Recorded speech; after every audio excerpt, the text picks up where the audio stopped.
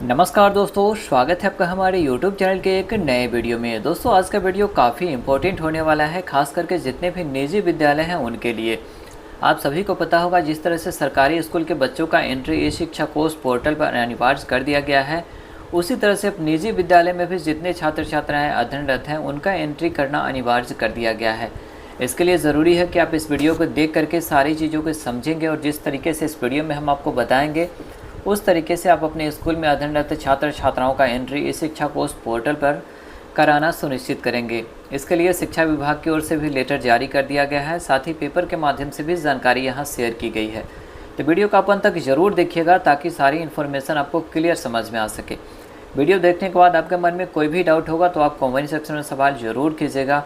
इस वीडियो को जितना हो सकेगा अपने दोस्तों के सारे ग्रुप में शेयर कर दीजिएगा ताकि और भी लोगों को इसकी जानकारी हो सकेगी। चैनल पे आप नए हैं, सब्सक्राइब नहीं किए हैं तो सब्सक्राइब सबसे पहले कर लीजिए, बेल आइकन ज़रूर प्रेस कर लीजिएगा ताकि इस तरह का जो भी अपडेट होगा उसका नोटिफिकेशन आपको सबसे पहले मिल पाएगा। तो चलिए दोस्तों आज का वीडियो शुरू करते हैं।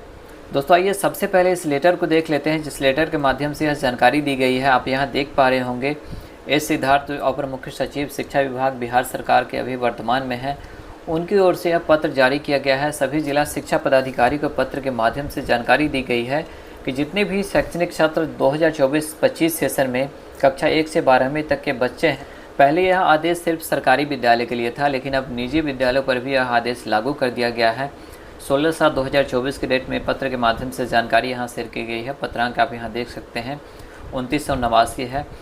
अगर इस पत्र को हम पूरी तरह से पढ़ेंगे तो वीडियो काफ़ी लंबा हो जाएगा, इसलिए हम पत्र को ज़्यादा नहीं पढ़ेंगे। आप सबसे नीचे वाला लाइन को आप देख सकते हैं। अतः अनुरोध है कि राज्य के सभी जिलों में अभियान चलाकर 6 से 18 आयु वर्ग के 100% बच्चों के आधार कार्ड बनवाने के साथ ही अपने जिला के सभी सरकारी निजी विद्यालयों में नामांकन एवं सभी विद्यालयों में नामांकित बच्चों से संबंधित आंकड़ों की प्रविष्टि इस शिक्षा कोर्स पर करना सुनिश्चित की जाए।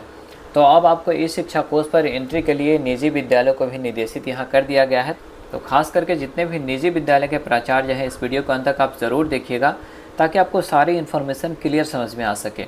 आपको इससे आगे हम बताएंगे कैसे आपको बच्चों की एंट्री करनी है ताकि आप खुद से एंट्री कर सकते हैं, या आपके विद्यालय में कोई भी डाटा एंट्री ऑपरेटर होंगे जहां से आपके विद्यालय का सारा काम कंप्यूटराइज तरीके से होता होगा, वहां से आप आसानी से करवा सकते हैं। इसके लिए ज़रूरी होगा कि बच्चों का आधार कार्ड आपके पास होना चाहिए।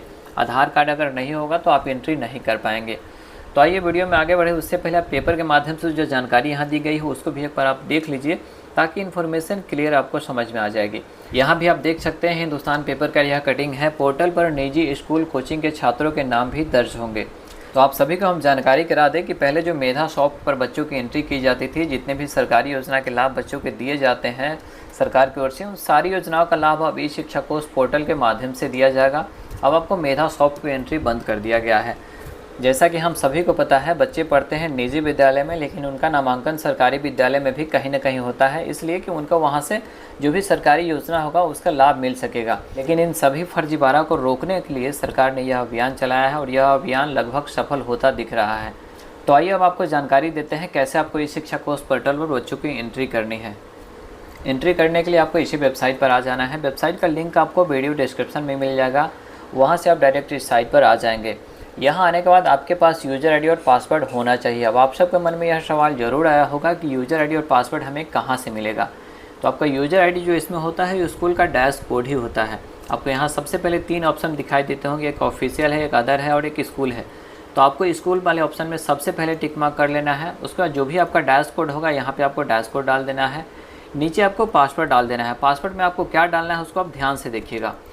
आप यहाँ देख पा रहे होंगे आपका यूज़र आईडी में स्कूल का डैशबोर्ड हो गया और जो पासवर्ड विभाग की ओर से जारी किया गया है वो आपका पासवर्ड यही है, ESKS@4321। सारे विद्यालय का बाय डिफ़ॉल्ट पासवर्ड जो विभाग की ओर से जारी किया गया है वो पासवर्ड आपको यही रहता है। जैसे आप इससे लॉगिन करेंगे आपको पासवर्ड चेंज करने का वहाँ ऑप्शन देगा, तो आपको नया पासवर्ड बना लेना है। पासवर्ड बनाएंगे कैसे, तो आप इस तरीके से पासवर्ड बना सकते हैं। जैसे मान लीजिए school@123, जो भी आपको याद रहेगा, मैं आपको डेमो के तौर पर यहाँ दिखा रहा हूँ। आप इस तरीके से नया पासवर्ड बना लेंगे। उसके बाद आपको पुनः लॉगिन करना है। तो किसी भी स्कूल का आपको एंट्री करने के लिए सबसे पहले जो आपके स्कूल का यूज़र आईडी और पासवर्ड होगा उसको आपको लॉगिन करना होगा। लॉगिन करने के लिए सबसे पहले आपको यहाँ पर टिक मार्क कर लेना है। उसका जो भी आपका यूडैश कोड होगा, विद्यालय का यूडैश कोड आपको यहाँ पर डाल देना है। उसका जो भी आपका पासवर्ड मिला होगा या जो भी आप पासवर्ड पहले से बनाए होंगे उस पासवर्ड को आपको नीचे डाल देना है। उसका जो भी आपको नीचे कैप्चा कोड शो होता होगा उसको एक दूसरे से गुना कर देना है। उसके बाद आपको साइन इन पर क्लिक करना है। जैसे आप साइन इन पर क्लिक करेंगे कुछ इस तरीके का नया डैशबोर्ड आपके सामने खुलेगा। यहाँ आप दाहिना साइड में देख सकते हैं जो भी आपके विद्यालय का नाम होगा यहाँ पर शो करेगा। और स्टूडेंट की एंट्री करने के लिए आप यहाँ देख सकते हैं सबसे पहला ऑप्शन है स्टूडेंट इनरोलमेंट का। इसी वाले ऑप्शन पे आपको क्लिक करना है। जैसे आप क्लिक करेंगे नया ऑप्शन कुछ इस तरीके से खुलता है। दोस्तों अब आपको चले जाना है स्टूडेंट इनरोलमेंट वाले ऑप्शन में जो कि आपके स्क्रीन पर बाएं साइड में शो होता होगा। जैसे आप यहाँ पर क्लिक करेंगे कुछ इस तरीके का डैशबोर्ड आपके सामने खुलेगा। अब आपको बच्चों की एंट्री करने के लिए ऐड वाले ऑप्शन पे क्लिक करना है। जैसे आप यहाँ क्लिक करते हैं सबसे पहला ऑप्शन आपके आधार कार्ड से ही शुरू होता है। एक चीज़ आप ध्यान देंगे जब भी आप एंट्री करने जाएंगे तो उसके लिए ज़रूरी होगा कि जिस भी स्टूडेंट का आपको एंट्री करना है उस स्टूडेंट का आधार कार्ड होना चाहिए। अगर उसका आधार कार्ड नहीं होगा तो आप यहाँ आधार कार्ड के बिना एंट्री नहीं कर सकते। इसको आप सबसे पहले समझ लीजिए। तो जितने भी बच्चे का आपको एंट्री करना है सभी का आधार कार्ड जरूरी कर दिया गया है। तो सबसे पहला ऑप्शन में आपको आधार कार्ड डाल देना है। आधार कार्ड डालने के बाद आप देख सकते हैं जो भी आधार कार्ड पर नाम होगा वही सेम नाम आपको यहाँ पर डाल देना है। जो भी बच्चे का आधार कार्ड पर नाम होगा वही नाम होना चाहिए। उसका जो भी बच्चे का डेट ऑफ बर्थ होगा यहाँ पर आपको बच्चे का डेट ऑफ बर्थ डाल देना है। आधार कार्ड के अनुसार जो भी उसके आधार कार्ड पर डेट ऑफ बर्थ होगा वही डेट ऑफ बर्थ आपको यहाँ पर लेगा। डेट ऑफ बर्थ डालने के बाद आपको यहाँ से जेंडर सेलेक्ट कर लेना है। मेल है कि फीमेल है उसको आपको यहाँ से सिलेक्ट कर लेना है। उसके बाद आपको यहाँ पर डिक्लेरेशन में टिक मार्क कर देना है। उसके बाद आपको ऑथेंटिकेट आधार वाले ऑप्शन पे क्लिक करना है। जब तक आपका आधार जैसे आप यहाँ क्लिक करते हैं आप देख सकते हैं इसका आधार कार्ड वेरीफाई हो चुका है। जैसे आधार कार्ड वेरीफाई हो जाता है तो आपको सारा ऑप्शन नीचे खुल जाता है।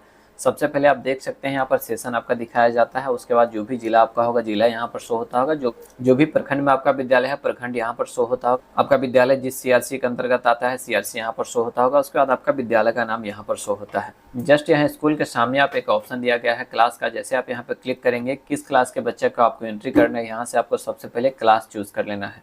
उसके बाद आप देखेंगे यहाँ से सेक्शन आपको सिलेक्ट करने के लिए कहेगा। सेक्शन में सिर्फ ए दिया गया है तो आपको यहाँ से ए सिलेक्ट कर लेना है। उसके बाद आपको नामांकन संख्या डालना है। आपको ये देख लेना है कि आपके रजिस्टर में नामांकन संख्या जो होगा वही आपको नामांकन संख्या डालना है। उसके बाद डेट ऑफ एडमिशन है किस डेट को आपके विद्यालय में बच्चे का एडमिशन हुआ है उस डेट को आपको यहाँ से सिलेक्ट कर लेना है या डाल देना है। उसके बाद बच्चे का रोल नंबर डालना है। तो जो भी रोल नंबर आपके रजिस्टर्ड पंजी में होगा उसमें आपको देख करके वही रोल नंबर आपको यहाँ पे डाल देना है। उसके बाद वाले ऑप्शन में आप देखेंगे तो यहाँ आपसे पूछा जाता है कि जिस बच्चे की आप एंट्री कर रहे हैं वो बच्चे कहाँ पे इससे पहले पढ़ाई कर रहे थे। आपके ही विद्यालय में या किसी अन्य विद्यालय में या आंगनबाड़ी केंद्र में। अगर कहीं नहीं पढ़ रहे थे पहली बार आपके विद्यालय में आए होंगे तो आपको इस ऑप्शन को खाली छोड़ देना है एने करके। उसके नीचे आप देखेंगे तो व्यक्तिगत जानकारी यहाँ दी गई है। जो कि बच्चे के आप पहले डाल चुके हैं वही आपके व्यक्तिगत जानकारी यहाँ पर शो होती है। उसके नीचे आप देखेंगे तो बच्चे के पिता का नाम यहाँ पर पूछा जाता है। उसके बाद बच्चे के माता का नाम यहाँ पर पूछा जाता है।